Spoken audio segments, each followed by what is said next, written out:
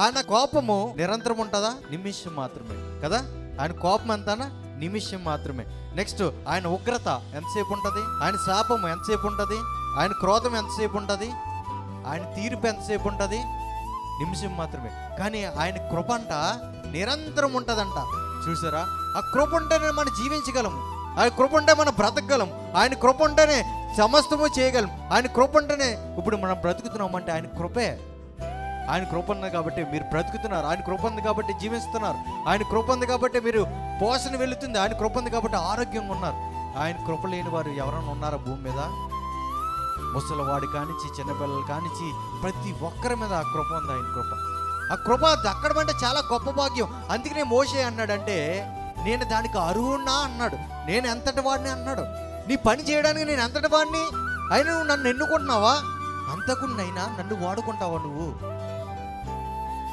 నేను అంతకున్నయ్యా, నేను పనికిరానయ్యా, నేను ఉపయోగపడినయ్యా, నాలుగు మందం వాడినయ్యా, నాకు నత్తి వస్తుందయ్యా, నాకు మాటలు కూడా రావయ్యా, కానీ నన్ను నువ్వు వాడుకుంటావా? అందుకే నన్ను కృప, ఆయన పని చేయడము కృప. ఆ కృప పొందుకోవడానికి ఎంతోమంది ఉన్నారు కదా, కానీ మోషేని ఎందుకు ఎంచుకున్నాడు దేవుడు? ఇక్కడ ఎంతోమంది ఉన్నారు కదా, మీరెందుకు వచ్చారు సన్నిధికి? మోషే అడుగుతున్నాడు అనమాట, అయ్యా నీ పని చేయడానికి నేను యోగ్యుని కాదయ్యా, అల్ప విశ్వాసిని, ఎందుకు పనికిరాని వాడిని అయ్యా, మాంద్యం కలిగిన వాడిని, ఇలాంటి వాడిని నువ్వు వాడుకుంటావా? ఎందుకయ్యా? నాకన్నా మా అన్న చాలా యోగ్యుడు, బాగా చదువుకున్నాడు, వాడిని వాడుకో. నాకు పాటలు రావయ్యా, నన్ను ఎందుకన్నా వాడుకుంటావు? పాటలు వచ్చిన వాడుకోవచ్చు కదా. నాకేముందయ్యా, అందం కూడా లేదు, నా దగ్గర యోగ్యత లేదు, ఆస్తులు అంతస్తులు లేవు, నన్నెందుకు వాడుకుంటావయ్యా? నాకన్నా యోగ్యులు బోల్డ్ మంది దొరుకుతారు కదా, వాళ్ళు వాడుకోవచ్చు కదా అన్నాడు. అక్కడ నన్నెందుకు వాడుకున్నావు? ఏ సన్నిధి పని చేయడానికి నన్నెందుకు ఎంచుకున్నావు? లేకపోతే బోల్డ్ మంది ఉన్నారు కదా చేయడానికి, నిన్ను ఎందుకున్నాడు? నువ్వు ప్రత్యేకమైన వాడు, ప్రత్యేకమైన, నీకు యోగ్యమైనది కావాలి కదా.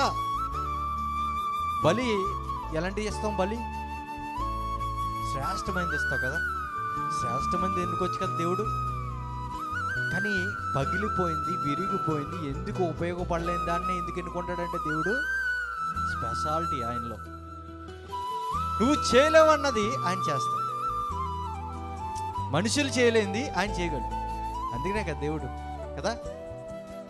ఇప్పుడు ఏదైనా ఒక మోడు పాడిపోయిన ఒక మొక్క ఉందనుకోండి, దాన్ని చిగురింప చేయగలవా? చచ్చిపోయింది, ఆల్మోస్ట్ చచ్చిపోయింది, ఇంకా ఆల్మోస్ట్గా చచ్చిపోయింది, దాన్ని నువ్వు చిగురింప చేయగలవా?